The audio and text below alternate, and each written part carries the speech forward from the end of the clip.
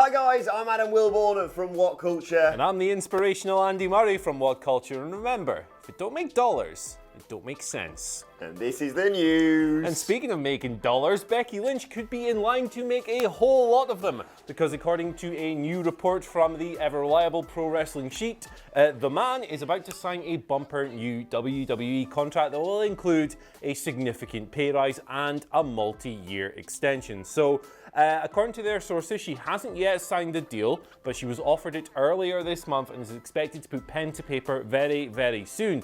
So this is very encouraging. It just kind of goes to show that all the great work she's been doing, well, really throughout her career, but particularly since SummerSlam last year when she turned on Charlotte Flair, is being recognised. WWE realised that she's a massive star, she's one of the most important people in the company, and they're going to give her a nice reward. Absolutely, well deserved. And sometimes when you glance back, you never really know how updated the figures are, but when you look at other people's contracts when they're supposedly leaked online, sometimes you think, how are they getting paid this much? And, you know, how is, I don't know, for example, a Dana Brooke that close to Becky Lynch's pay grade? Whereas now, look, we know what she's done over the last 6 months, the effort she puts in, not only in the ring, but outside of it, on social media and all that sort of thing, hyping this match. She is arguably one of the biggest reasons why the women have a WrestleMania main event to look forward to, and yeah, completely deserved. Yeah, it's really good stuff. I mean, like, the way wrestlers pay should probably be determined is based on how much money they bring in, right? And I know, like, TV ratings are kind of like a dying metric and so forth, but this shows that if Becky's being rewarded with this big money, she's also clearly bringing a lot of money into the company, whether that be through merchandising or ticket sales or whatever. It's really nice to hear. And, like, I don't think anyone would have ever really expected Becky Lynch to leave WWE. I mean, if she's offered a contract, she's probably going to take it. She's in the perfect place for her in her career at the moment. Is WWE's women's division the best in the world? I mean, I don't know enough about Japanese Joshi wrestling to potentially comment on that, but it's certainly very hot. It's got the most exposure. You will not find a scene with, I mean, they're going to headline WrestleMania, for God's sake. So let's just say she signs this new deal, she headlines WrestleMania, and she wins the belt in that WrestleMania headliner. That's a pretty good couple of weeks for Becky Lynch. I say, what a year for Becky Lynch in terms of, I mean, you think about this time last year, she was just hoyed into the not fabulous movie of Battle Royale, wasn't she? And she was chucked out of that without much fanfare. Whereas now, since what? SummerSlam, SummerSlam, really, She has been the be-all and end-all, and everyone's been saying, and I know people have been saying the angle with Ronda and Charlotte may have died off a little bit, but they still merit it. If they're not going to give the women the WrestleMania main event now, they'll never get to it. I mean, there have been some creative ups and downs in that angle, but I felt like the stuff they did on Raw last night and giving them the main event kind of feels like it's way back on track. I mean, the match was always going to be awesome. There's never any dispute in that. But it feels hot, it feels important, it feels exciting, and this is great news. And speaking of WrestleMania, I know what you're thinking. God, there's really not enough matches yet at WrestleMania 35. Well, good news. 3 more matches were added to the card last night on Monday Night Raw. They are an Intercontinental title match between Bobby Lashley and Finn Balor, a 4-way women's tag team title match with Sasha and Bayley, Nia Jax and nobody's meaner than Tamina, Beth Phoenix and Natalya, and the Iconics and Roman Reigns versus Drew McIntyre as well is going to be taking place at WrestleMania. And on top of all that, in a weird sort of half-jokey segment, Triple H just let us know that his career is on the line against Batista at WrestleMania. Yeah, that was a really weird segment, wasn't it? It was like, oh guys, I'm here, I'm Triple H. I might be retiring. I'm going to drop a Spice Girls reference in 2019 and then say, oh yeah, and if Batista beats me, you'll never see me wrestle again. Spice Girls are touring this summer, you know. Are they? They're back. We going. Yeah, definitely. Cool. WhatCulture office trip. These matches are interesting. I think Drew versus Roman could be really good. Yeah. Could be a great match. Bobby versus Finn, it's kind of hard to get too invested because we've seen it a lot lately. But you never know, maybe Finn will bash out the demon. Maybe 100%. We'll see Bobby Lashley losing 2 minutes like Baron Corbin did was it SummerSlam? At pay-per-view last year. The women's tag, it's not the most inspired build in the world, but it does mean that a lot of talented wrestlers are getting a payday, I guess. Yeah, exactly. Look, the WrestleMania card is getting bigger and bigger and bigger week after week, but the matches they are adding to it are decent, so you can't really complain. Yeah, no, absolutely. I mean, we can't really complain now because the card will look really good, but when we're sitting in that stadium 7 hours in and we just want to go to bed, maybe then we'll complain. But no, British fans, watching the pre-show at what, 6 p.m. here, and then finishing about 6 a.m. Yeah. Good luck going to bed. It's going to be interesting. I mean, this is going to be the biggest WrestleMania ever. I think the record for WrestleMania matches is 16, and that was back when they had the WWF title tournament years and years and years ago. This is looking at about 17 or 18, perhaps an 8-hour runtime. It's going to be a monster. Some matches are going to go really short. People are going to be disappointed about that, but that's the nature of the beast. Exactly. Anyway, another story. WrestleMania 36 is being held in Tampa Bay, as we learned a few weeks ago now. The planning for that is well underway, and according to PW Insider, WWE are up to some shady business, Adam Wilborn. Not like them. Yeah, no, not like them at all. So WrestleMania weekend, over the past few years especially, has kind of become this destination wrestling event, and it's bigger than just the WWE events. You get dozens and dozens of other companies coming to whatever city that WrestleMania is hosted and holding their own shows, and it becomes like a celebration, like a carnival of pro wrestling. If you want, you can go to 4 or 5 shows a day and still miss out on stuff you want to see. It's kind of crazy. That might be coming to an end because WWE are apparently, according to PW Insider Elite Audio, reaching out to venues in the Tampa Bay area to try and get them to make exclusive deals with WWE to not host indie shows. Now, this is kind of terrible, isn't it? Yeah, it's an awful idea, this. Like, I don't really get the motivation behind it. First of all, are WWE really feeling that threatened by Joey Ryan's penis party? Like, the most, like, they've made the most money ever, surely, this year. Yeah, it's just kind of, I don't know, it feels really nasty and mean-spirited. Like, they don't need to do this. There's no real reason for them to do this. They're going to throw money at these venues. The venues might make more money than they would for an indie show, depending on, like, ticket sales and so forth.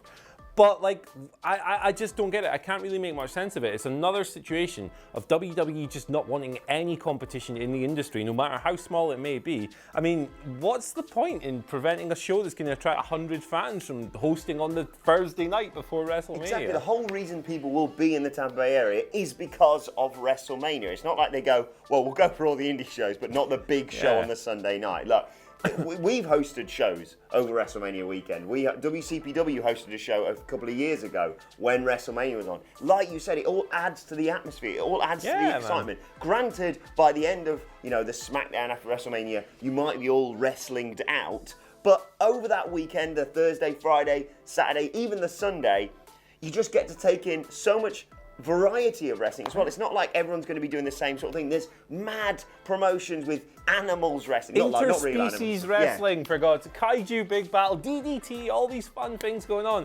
It's just a real shame, and I would love to hear someone try and defend this situation in the comments section. If you've got a good argument, let us know, because we can't think of one. WWE don't like fun, basically. No, they hate life. Right, final news story of today, and it comes from Pro Wrestling Sheet, and they are reporting that Mustafa Ali is the latest wrestler to have his name shortened. He is now only known as Ali. Thoughts? Yeah, wow. Is Mustafa really that complicated a get it. I think Rusev is better than Alexander Rusev. Cesaro's better than Antonio Cesaro. Neville, all those names work. You don't have to do it with everyone. Yeah. Like, I like Andrade Cien Almas. Me too. I like that. And I like Mustafa Ali. You don't all have to have wrestlers having one name. What is this policy they're introducing? It's kind of odd. Like, I do get where they're coming from. It's shorter, it's simpler, it's snappier, but Mustafa Ali just sounds really cool. And I mean, obviously this isn't going to have any kind of detrimental impact on his career. He's going to be just fine. His push will remain whatever his push was going to be, regardless of this. But still, it's just, I don't know, man. It's a little bit weird. It's like they take their audience as people who can't understand more than 2 syllables. Yeah, exactly. You're never going to shorten Brock Lesnar to just Brock. You're never going to shorten Seth Rollins to just Seth. So why do it with Mustafa Ali? So now that Ali's had this done and Andrade had it done in January, who's next? No way, Jose. No. And no. It's not. Yeah, it's not going to be what you think. It's not going to be Jose. It's just going to be no. What if we go back to the days of WCW when Big T and Booker T had a match for the rights to the letter T, and as we were talking about before we came on air, Big Show and Big E have a match for the right to Big. Big. I also predict the return of infamous wrestler Who. Remember Who? Who is wrestling tonight? I mean, he was played by Jim Neidhart, so that's kind of impossible. But there's going to be a comeback. Yeah. In honor of him going into the Hall of Fame. Put him on the table. It'll be fine.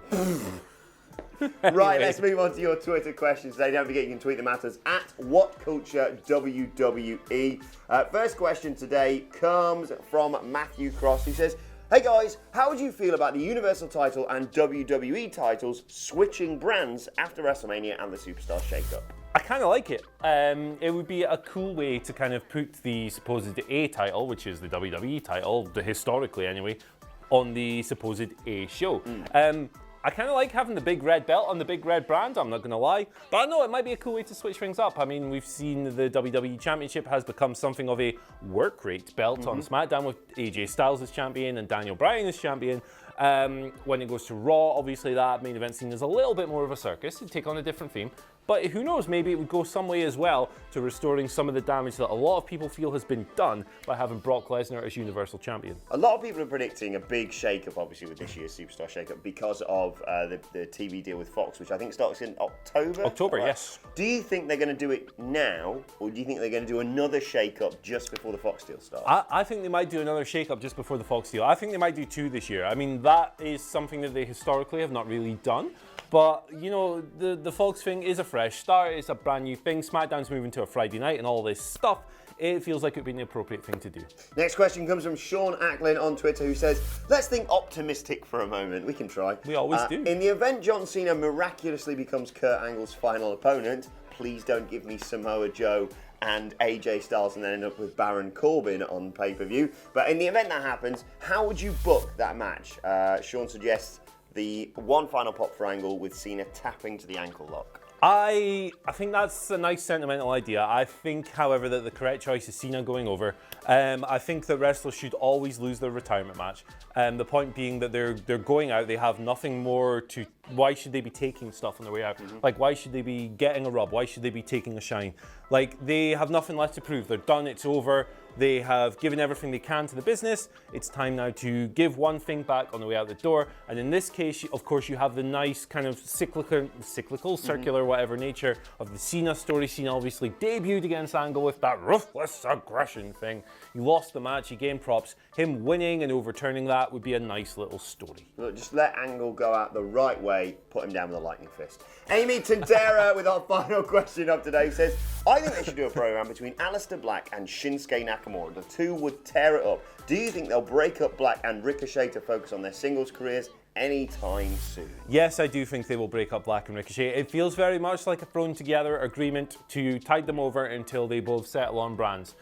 Because obviously they're floating between Raw and SmackDown at the moment. And it's kind of worked. Like, they do seem like a kind of weird combination. I can't imagine what the heck these guys talk about when they're down the pub drinking eggnog or whatever these pro athletes are into. Festive? Yeah, exactly. With regards to a Nakamura Nakamura food. Good one, Andy. I don't know. I've kind of lost all my faith in Nakamura. He's good. He's fine. He's good. He's okay. I don't think he's any kind of super worker anymore. I have no faith in him ever having anything more than like a 3-star match. Not to say he's a bad wrestler or anything. I just think he's old, he's beaten up, and he's just quite happy coasting along on third gear. So while that might be a good feud, I'm not sure the match would deliver. I think it'd be. I'm kind of inclined to agree, but I do think I'd like to see that happen, if just for both entrances. I think you need to do a lot to rehabilitate Shinsuke, like you say there, but a real hard-hitting affair if he does want to have one final, big match with hurrah.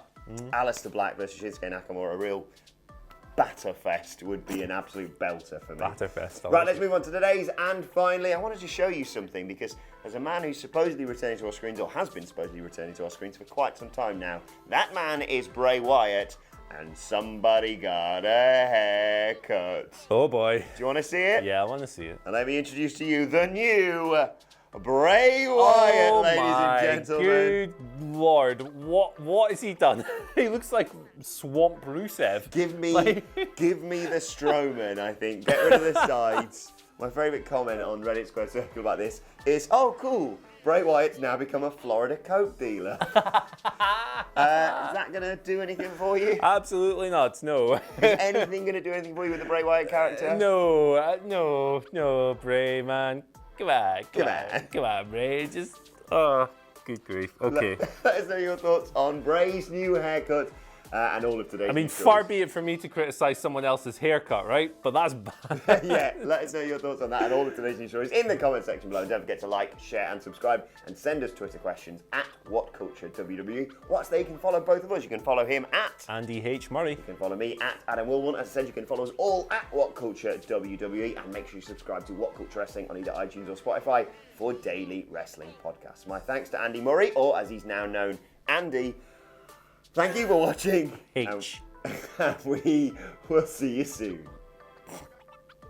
Hey, tell us that.